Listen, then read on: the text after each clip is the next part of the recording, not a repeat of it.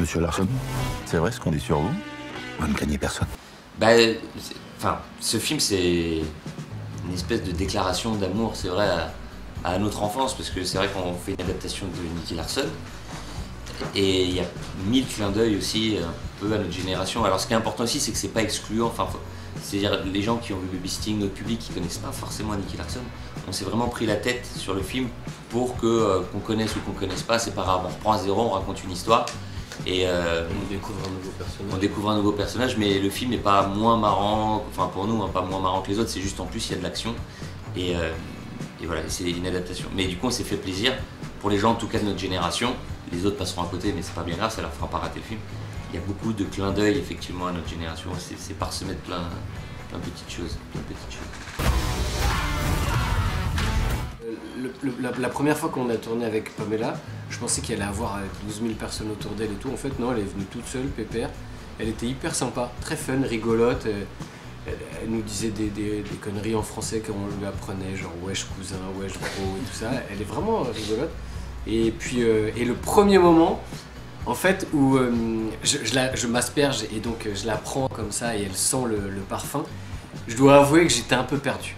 Philippe, ils étaient morts de rire derrière l'écran parce que je la prenais comme ça. Et du coup, j'étais dans un truc de genre, mais Pamela Anderson, elle est en train de se frotter à moi et tout. Et après, lui, Philippe, il s'est foutu de ma gueule, il a fait, hé, Julien, reviens, on tourne un film et tout, et réveille-toi. Et du coup, ouais, c'était un peu magique ce moment, c'était un peu rigolo. C'est n'importe quoi ce parfum. Mais j'annonce, hein, si ça marche, je change de sexe. Pour un plus grand? Très marrant.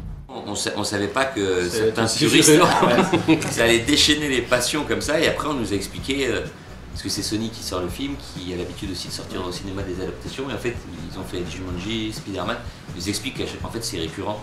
Dès que tu annonces une adaptation, tu fais l'adaptation, bon, et ben t'en as qui pensent être les gardiens du temps, qui partent en disant non, arrêtez, vous allez...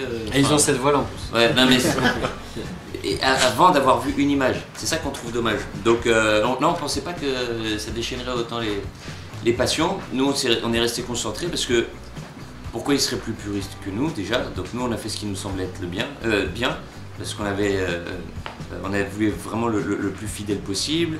Je pense qu'on l'a été, hein, Tsukasa Ojo l'a dit lui-même.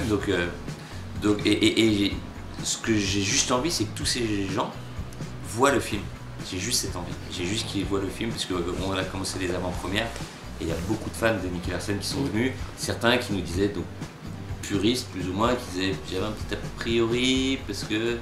Et ils ressortent tous avec le smile et en disant on est vraiment agréablement surpris parce qu'on voit que vous êtes pris la tête justement à respecter l'univers vraiment.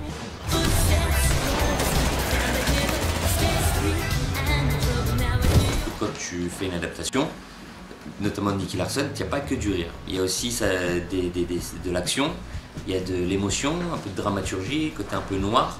Donc franchement, c'est éclaté à faire ça parce qu'on n'avait jamais traité ça. Nous. On avait toujours fait des blagues, de l'humour ou quoi machin, et on n'avait jamais exploré un peu ces autres genres, ces autres univers, et c'est hyper intéressant, c'est passionnant. Des fois, on avait l'impression de tourner un petit Mission Impossible, quoi, ou un petit James Bond, on dit oh, regarde ça claque, on est tous en costume.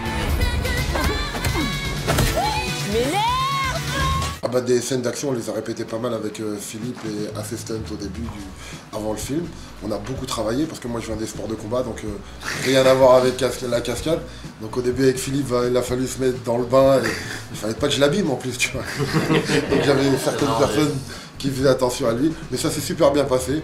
Et je crois que les scènes d'action sont en rendez-vous, donc à vous de me dire. Hein.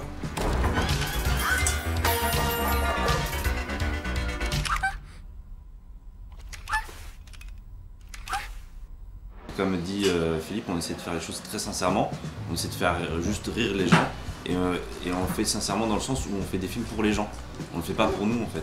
Et les gens nous le rendent super bien parce qu'en fait c'est les gens qui nous font. Et ils sont là depuis Babysitting, ils sont là et voilà, c'est eux qui nous suivent et c'est eux qui nous permettent de refaire des films à chaque fois. Et c'est vrai qu'on les remercie à chaque fois qu'on fait des avant-premières, etc. Tout, on est les premiers à les remercier.